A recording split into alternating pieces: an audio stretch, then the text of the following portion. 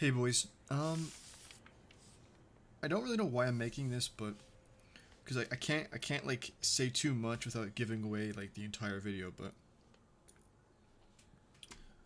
just make sure I'm muted in the call that I'm in. Yeah, okay. Um,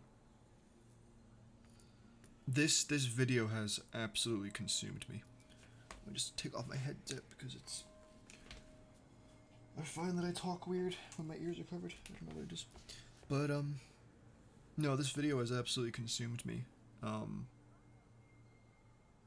at first it was just caution. Um, I'm going to be completely real here and say that I'm a little bit concerned about releasing this video because this is like something that seems so meaningless and just irrelevant. And so at first, I was really taking my time with this because I wanted to make sure that, it was very clear that it was just, it wasn't me making up things for the sake of it. And as time has gone on, as I've spent more time thinking about it, and as I've been finding more and more about these things, the connections, um, it just doesn't like it doesn't make sense, and it means that and when I say that it doesn't make sense, it doesn't make sense that these things connect so well the way they do. And listen, I don't consider myself a conspiracy theorist, right?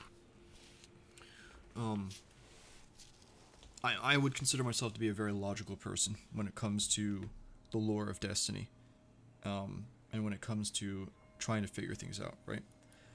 I don't like making up hoops to jump through, right? If I see a building, I'm not gonna imagine. My first thought isn't gonna be that it's paracausal. My first thought is like, is somebody made it, right? When I see something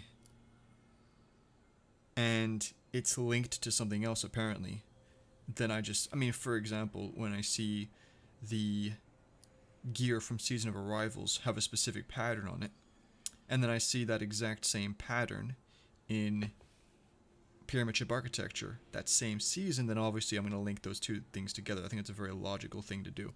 Um, I'm kind of going on a bit of a ramble here, but what I'm trying to say is like, I'm being very careful.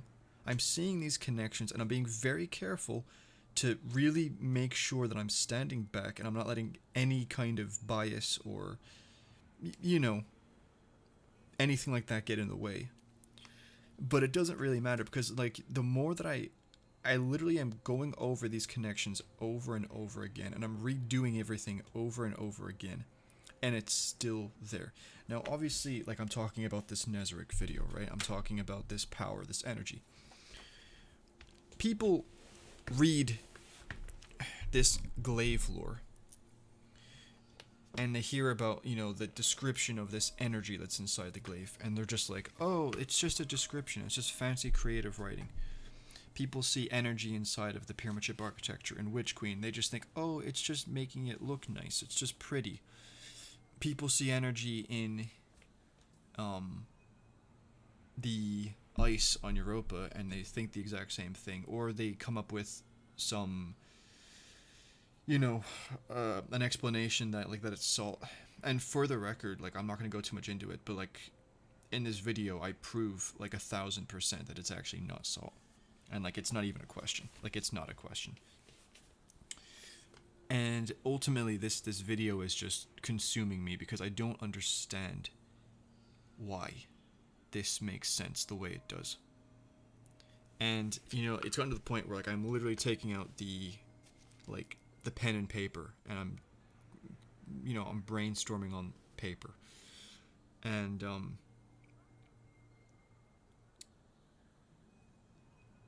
again, I don't want to spoil like the whole video, but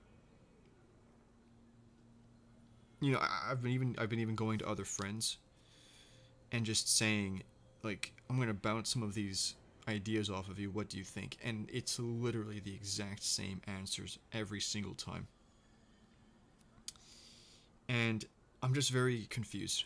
Um, like, I'm talking about this red swirly energy, right, that you see in the Pyramid Ship Architecture and Witch Queen, and that is in the glaive, or more specifically when you aim down the scope of the Seasonal Scout Rifle. But there's something else going on, 100%. But I don't understand it. I don't. So, how do I say this without. Basically, I have found very strong links. Well, they're not even strong, they're just there. Like, it's just.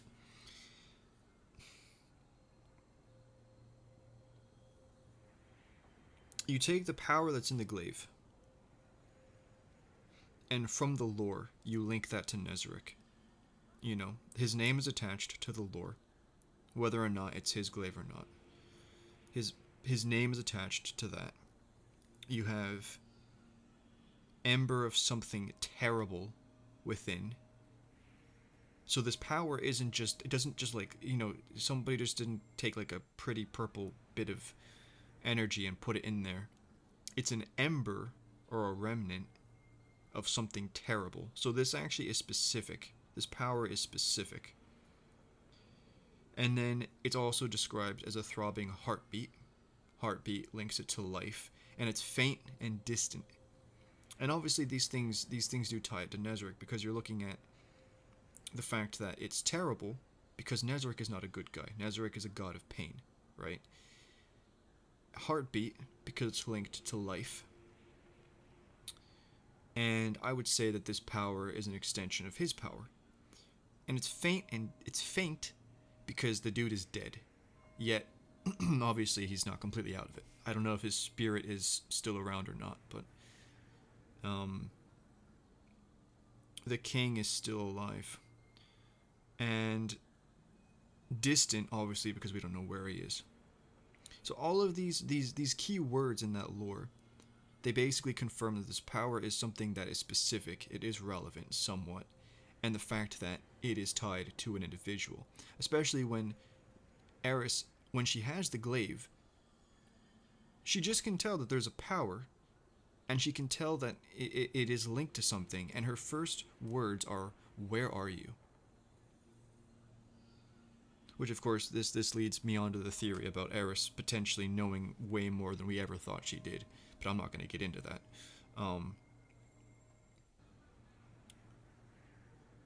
But then, what you need to really understand is that this isn't just a glaive. Okay? Yes, the glaive seems to be unique in the sense that it was found in no one knows where. But it's the exact same art style and design as the seasonal weapons. It's a seasonal weapon, so what do? You look at the other weapons in that set. And then you look at the scout rifle, and it has the same kind of pinkish stuff going on, but then when you aim down the scope, it's pretty much 1-to-1 with the swirly red energy in the Witch Queen Pyramid Ship architecture. So now you've linked this power that really seems to be linked to Nezarec, to the Pyramid Ship architecture and Witch Queen. So then you're like, okay. But then, at the same time, what I did was I went looking and I went digging into the European ice energy. Proved it wasn't salt. And not only that, now I found links between that and the Pyramid Ship architecture in Beyond Light. If you see this video in this time, do the simulation, the exo simulation, and look at the Pyramid Ship architecture. Look for the red energy. It's not this exact same, but it is there. 100% it's there. And if you are smart and you're able to, kind of take the time and look, you will see a link between that energy and the ice.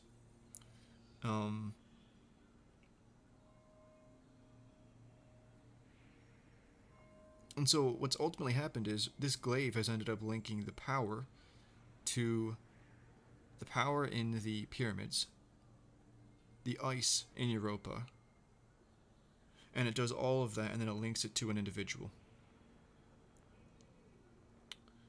It doesn't make sense. Like, the implications, right,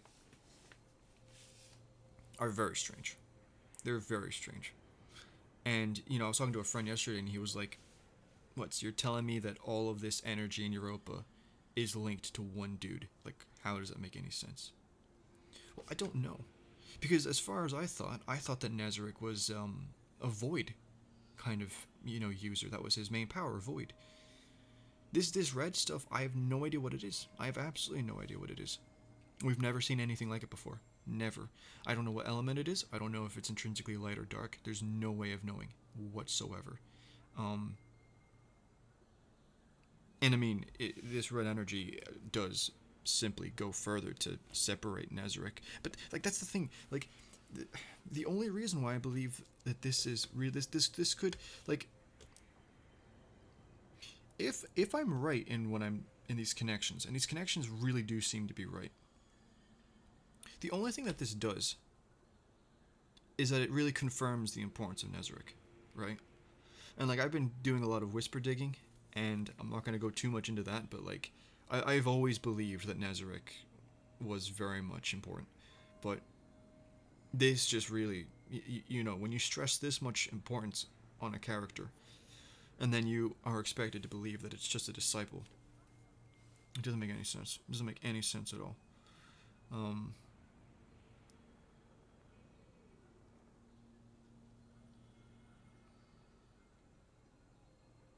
It's just absolutely consumed me. And so now the issue is, how do I turn this into a script that accurately gets all of this across without seeming like an absolute lunatic?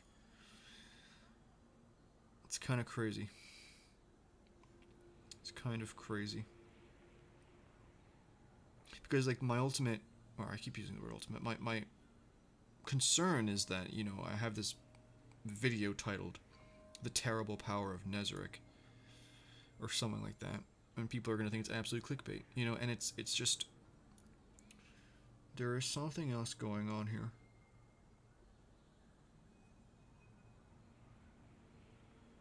But anyway, I just wanted to share my I'm really in a bit of a bind with this. But I encourage you to do your own digging on this as well if you're interested in it.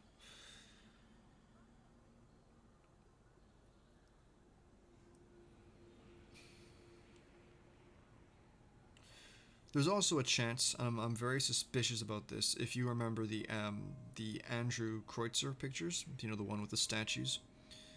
I think that chamber might actually be where Eris got teleported to.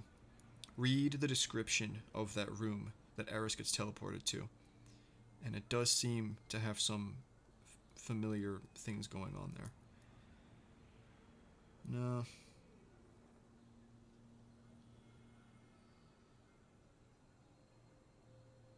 The more that I dig into things with Nezarec, the more that I really do believe Bungie is planning on just absolutely shocking everybody. You don't put this much time and effort on a character that we've never seen before, and then make them a disciple. And I actually was supposed to, I made a video, and I didn't upload it because it was like 50 minutes long. But in that, I talked about the disciples and why I hated them so much, and it's really just because they are irrelevant characters, and they are a tool used to take relevant characters and make them irrelevant. Like Callus. Take a guy that was the emperor of an entire species, and you turn him into a lackey. Yeah, nice. I'm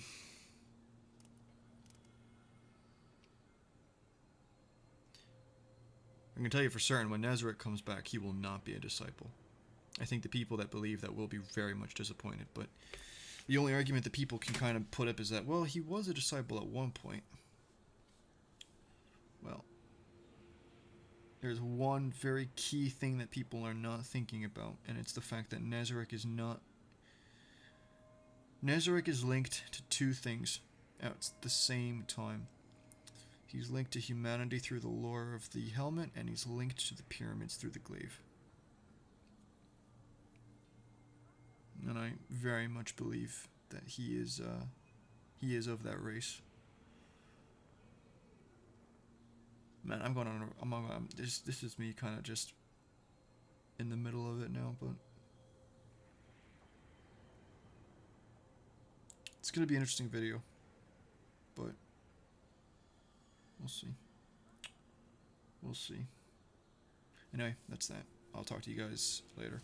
I am trying to get this video out, but it's so important to me because I think that if the worst case scenario happens, it's just gonna look like clickbait. But hey, no, I'm not gonna say anything. I'm not gonna say anything about that.